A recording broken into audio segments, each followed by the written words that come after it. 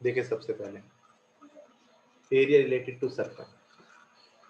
Circle के जितने भी पार्ट होंगे इनके एरिया की हम बात करेंगे। जैसे सर्कल है आपका, ठीक है।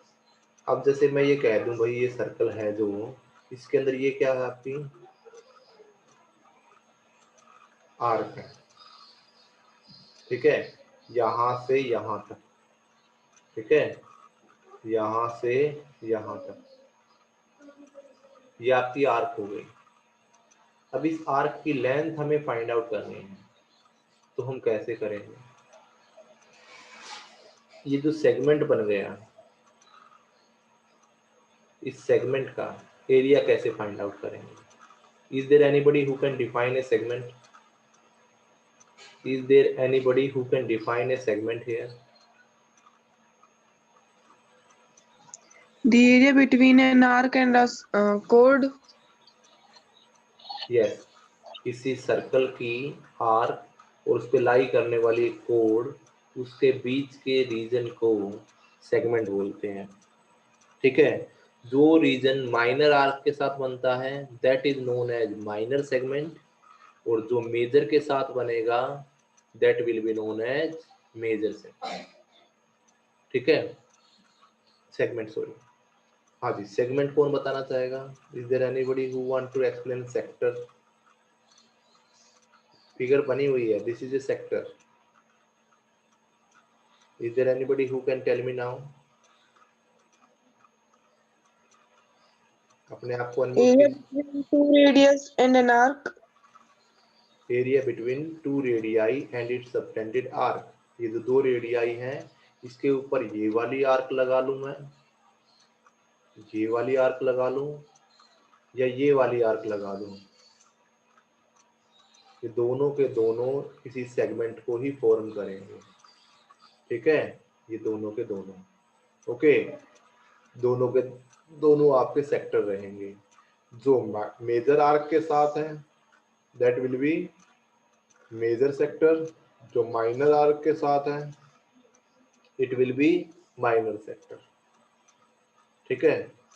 अभी जो आपके सिलेबस में आ रहे हैं that will be related to 90 degree and 60 degree.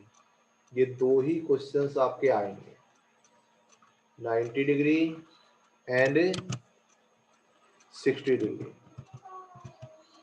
ठीक है। 120 डिग्री अब इस बार नहीं आ रहा है, 120 डिग्री आपके सिलेबस से इस बार के लिए नहीं आ रहा है, इसलिए इसको सिलेबस से हटा दिया गया। तो एक क्वेश्चन आपको खत्म हो गया है, बट मैंने आपको वो क्वेश्चन भी कराया है, ओके, उस क्वेश्चन को भी करा दूंगा। जस्ट एक ही क्वेश्चन आपकी एक्सरसाइज में एक ही बनता है, बाकी आपको एक एग्जाम्पल में भी मिलता है, और कहीं बुक देखेंगे तो उनमें भी आपको मिल जाएगा, ठीक है। तो इन डिफरेंट पार्ट्स के एरिया को आप फाइंड आउट करेंगे, ठीक है। इसके बाद area to circle, area of circle क्या होता है? Pi r square. सरकमफेरेंस बोले मेनली तो बेटर नेम तो सरकमफेरेंस ही है, बट कुछ जगह इसको पेरीमीटर भी कह देते हैं। तो पेरीमीटर या सरकमफेरेंस ऑफ सर्कल कहलाएगा 2 पाई आर।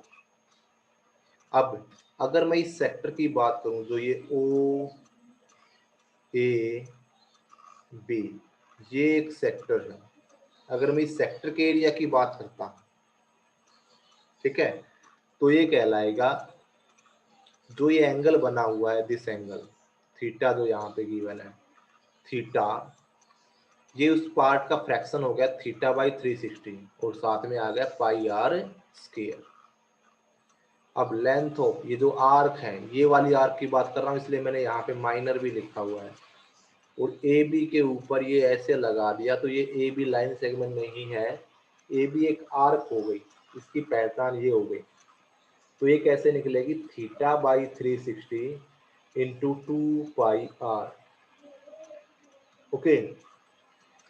अब ये जैसे मैंने आपको बताया सेगमेंट का एरिया, अब मुझे अगर सेगमेंट का एरिया फाइंड आउट करना है, जैसे ये आपका सेगमेंट है, इसका एरिया फाइंड आउट करना है, it will be minor segment की बात कर रहा हूँ, तो area of minor sector OAB, ध्यान से देखिए, ये हम मान के चलते हैं ये सेक्टर है, ये पूरा का पूरा सेक्टर है ना सेक्टर। इस सेक्टर के एरिया में से अगर मैं इस ट्राइंगल का एरिया माइनस कर दूं, इस ट्राइंगल का एरिया माइनस कर दूं, तो मेरे पास किसका एरिया बच जाएगा, सेगमेंट का एरिया बच जाएगा। अब जो थीटा है आपके सिलेबस में मैंने बताया 60 आ रहा है और इट विल बी कमिंग 90। अगर एंगल 60 है, अगर थीटा इज इक्वल टू 60 है, तो समझ जाना कि जो गिवन ट्राइंगल होगी वो कैसी ट्राइंगल होगी, will be an equilateral triangle. वो कैसी ट्राइंगल होगी, इक्विलेटरल ट्राइंगल होगी, ठीक है। और अगर थीटा 90 है, किसी भी ट्राइंगल में कोई एक एंगल 90 हो, ठीक है, तो कैसी ट्राइंगल होगी, it will B A right angled triangle, ठीक है। और इक्विलेटरल ट्राइंगल के एरिया का कौन सा फॉर्मूला अप्लाई करेंगे, √3/4 साइड स्क्वायर। और राइट एंगल ट्राइंगल में फॉर्मूला अप्लाई करेंगे 1/2 बेस इंटू हाइट, ठीक है।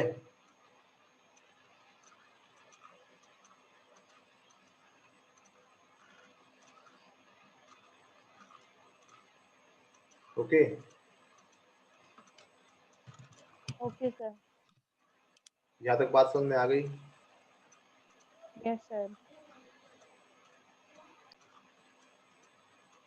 ठीक है, ये टोटल 8 पार्ट जैसे आपके बट गए किसी सर्कल के अंदर।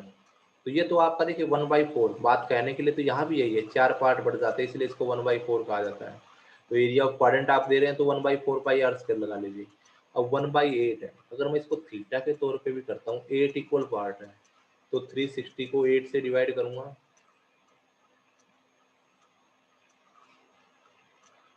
45 डिग्री आ गया। या फिर मैं क्या करूंगा, 8 पार्ट है तो टोटल ये भी कर सकता हूँ 1/8 पाई आर स्क्वायर, या फिर मैं करूँ 45/360 पाई आर स्क्वायर, बात वही आनी है, ठीक है। तो अगर आपके पार्ट दे रखे हैं तो उसका एंगल ना निकाल के, उसको इतनी बड़ी प्रोसेस में ना ले जाके, आप सिंपल क्या करेंगे, आप सिंपल क्या करेंगे, उसको 1/8 जितने भी उसके इक्वल हिस्से हैं वो आप सीधे डाल के उनको कर सकते हैं। अगर किसी बच्चे ने कोई सर्कल के बारे में बात पूछनी है तो भी पूछे। सबसे पहले तो सर्कल तो आपको पता ही है सबको, सर्कल क्या होता है, ये collection of infinite many points है which are equidistant from a fix point called centre. मतलब मैं क्या कहूँ, ये इन पॉइंटों की कलेक्शन है, इनफाइनाइट पॉइंटों की, जो इस सेंटर पॉइंट से इक्विडिस्टेंट पे है, इक्विडिस्टेंट पे है, ठीक है, वही सर्कल है। अभी आपकी तरफ से कोई बच्चा कुछ पूछना चाहता हो, सेक्टर हो गया, सेगमेंट हो गया है, क्वाड्रेंट हो गया है, किसी रीजन के पार्ट डिवाइड कर रखे हैं, आर्क कैसे निकालनी है, सर्कल का एरिया कैसे है, यही चीजें आपकी इसमें पूछी जाएंगी। सर हाँ बोलो बेटा। सर जो ये 8 पार्ट्स में जो आपने सर्कल ड्रॉ किया है, तो सर इसमें हमें ऐसे क्वाड्रेंट का फॉर्मूला निकाल के लगा के सोल्व करना है। बेटा क्वाड्रेंट नहीं, क्वाड्रेंट तो सिर्फ 90 डिग्री वाला होगा, 1/4 तो सर सिर्फ ये। 90 डिग्री तो इसमें कहाँ है 90, हु सेड टू यू कि ये 90 है, ये तो 45 आया है। हमने तो क्या किया, पूरा पूरा कितना है, 360 है, ये पूरा कितना है 360 है। इस 360 के टोटल 8 पार्ट बटे, तो हमने एंगल निकाल लिया 45/360 पाई आर स्क्वायर कहूँ, या फिर एक काम किया, मेरे पास टोटल 8 हिस्से हैं तो 8वें हिस्से का एरिया निकाल लिया 1/8 पाई आर स्क्वायर। अगर बाई चांस या 10 हिस्से होते तो 1/10 पाई आर स्क्वायर करता, 12 होते तो 1/12 पाई आर स्क्वायर करता। वो तो हिस्सों पे डिपेंड है, 5 हिस्से हैं तो 5 हिस्से के। सर जितने हो उनसे डिवाइड करना हाँ है जी, pi one r by square. One by that portion equal होने चाहिए, ये भी याद रखना रे। 5 है तो पांचों बराबर हो, ठीक ये है नहीं हो कि पांचों में से 5 अलग अलग हो। ठीक है सर। और कोई इसके अलावा?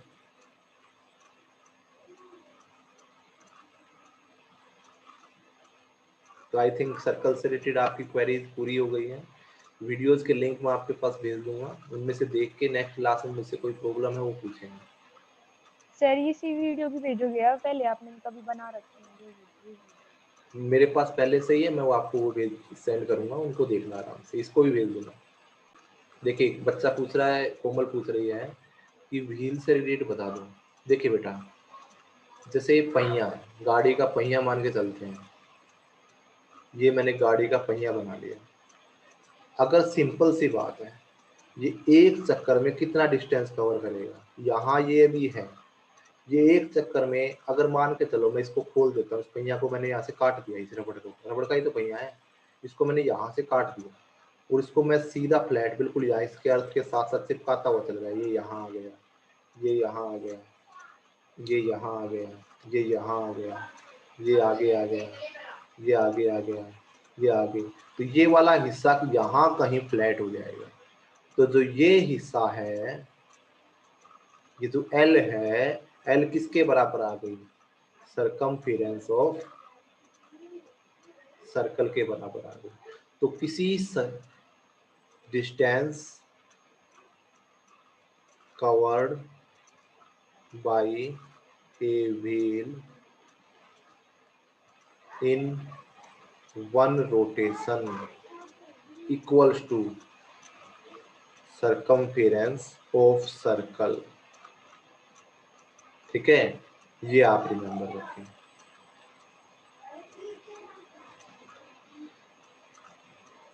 ओके सर हाँ बोलिए बेटा। सर इसका मतलब क्या हुआ, जैसे कि जो दूसरा पार्ट है वो सरफेस से टच हो रहा है, तो सर इसमें क्या समझने की बात है? वो सर्कल ही तो सर्कल रह रहा है। देखिए बेटा, वो समझने की क्या बात है। अब आपसे पता क्या कहेंगे कि भाई 1 आवर में ये कितने रोटेशन कंप्लीट करेगा, या इतने डिस्टेंस करने के लिए कितने रोटेशन पूरे करेगा, कितने चक्कर लगेंगे। तो वो चीज़ ये समझने की, इसने भाई साहब 50 चक्कर लगा दी तो 50 इंटू 1 रोटेशन में प्राप्त किया गया डिस्टेंस उतनी दूरी कर लेगा। या डिस्टेंस दे रखा तो उसको डिवाइड कर देंगे, नंबर ऑफ रोटेशन आ जाएंगी। इस चीज़ के लिए ये पूछा गया है। ऐसा एक ठीक है क्वेश्चन है आपकी फर्स्ट एक्सरसाइज में, वहां भी मैंने इसको एक्सप्लेन कर रखा है, वहां से भी सामने आ जाएगा। इसके अलावा और कोई क्वेश्चन पूछना हो आपको?